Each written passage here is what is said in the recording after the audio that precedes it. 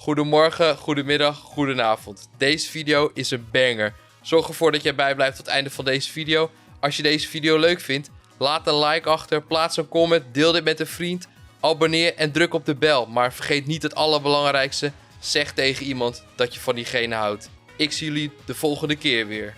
One of the problems with urban planning is that change is difficult. Most towns are built around cars. Many of them want to switch to something that's more Behalve Amsterdam. transit-friendly and walkable, but it's a very slow and difficult process. Ja. But what if the car never arrived? What if your town was so inaccessible for so long that by the time it became possible for cars to drive in, the people decided they didn't want them? This is Zermatt, a ski resort in the Alps in southern Switzerland. And this is the end of the valley. There's no easy way past those mountains. You can't drive in here. There is a road, but it's narrow and twisting and only open if you get special permission and pay quite a large fee. And even then, you can't get into the town proper. Instead, the next town over has a lot of parking and a train to shuttle tourists back and forth. It used to be that the only vehicles here were horse-drawn carriages, but in the 1980s, Zermatt modernised, jumping straight past petrol cars and internal combustion engines and going fully electric, with some very specific requirements. We don't have private cars. The hoteliers and all the builders and all the taxis, of course, can't go just by bicycle, so they ask. The local government make the decision. The business people has to send us the paper why you need a vehicle, and then we have this checklist. We give them permission, maybe for 3 years. And if the business is running, he can keep it. But if you are a person like Tom Scott, why you need one? Yeah, I live up here. It's very difficult to go up there. Then we would say, sorry, you can take a taxi. And all the deliverers, they have a car, but not the shops, also not the restaurants. We are really strict that since 20 years we have around 520 vehicles.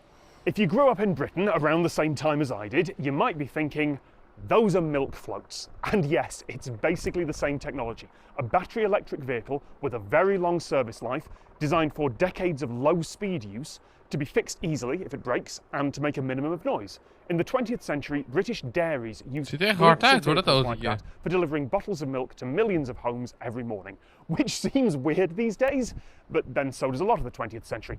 Zermatt here used these vehicles for everything. Taxis are the most obvious one, but buses, trucks, the police car, they all look like that, and many of them were designed and built locally by a company just over there that started out with horse-drawn taxis. In the 17th, my father, he was a horse driver. We had some electric cars with a platform, but Ze zijn echt goed doorgegaan met evalueren dan van hun bedrijf. Then my father, he did buy with a company near Zurich an electric car for transport people. And then later on 1985, I did come to my brother and we did start with the factory Fishbowl. We are building in a year about 10 to 15 cars, and to build an electric car for a small company like we are, it's not so easy. Here in our company we are 10. And what you can see there, that's a new electric cars. This one is the new generation with lithium-ion batteries. Before we did work with batteries in lead, and now with the lithium-ion batteries, everything it's very easy. You can drive with this lithium-ion technology 2-3 hours through. It's no problem anymore. That's what has changed a lot. These electric cars, they are all handmade. I can tell you so. Every piece you see at this car, we have them many times in our hands. The other people say the market is not big enough. That's why we can build them. It costs about 140,000 Swiss francs.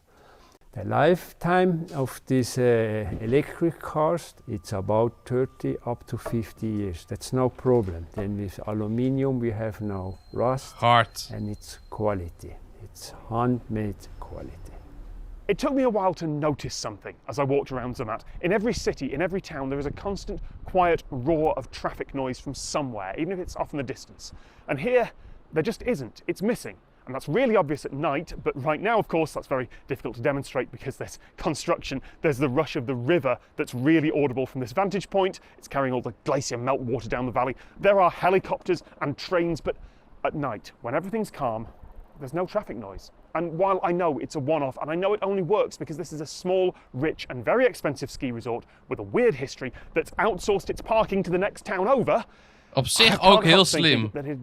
Besef gewoon, je wil geen parkeerplek hebben, dus je zegt dat doe je maar in een andere stad. Nice if more towns and cities sounded like that. Everybody knows the rules. The children grows up with this. Can I have a car? Are you crazy? So Are you crazy? It's in the mind from the locals. When I tell people from Switzerland we all live in a town without petrol cars, they said, how you manage? By bicycle or by foot or by bus? So they can't believe it. But if you are in this system, then it's so normal. Interessant.